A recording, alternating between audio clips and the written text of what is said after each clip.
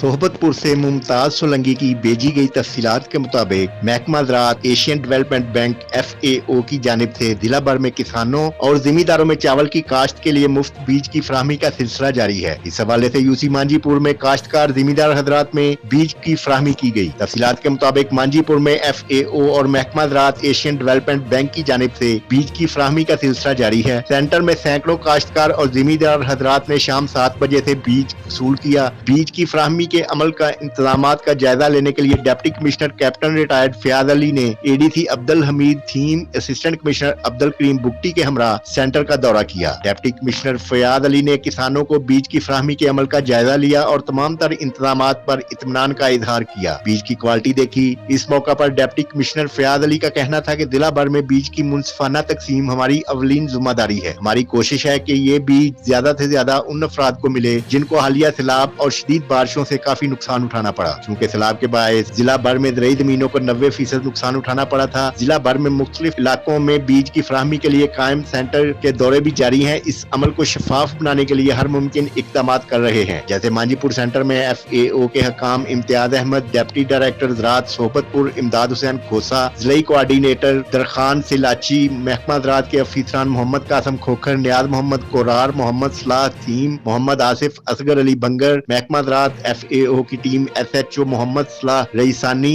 पनहौर स्नैडी के पुलिस एहलकारों ने सिक्योरिटी के बेहतरीन इंतजाम किए।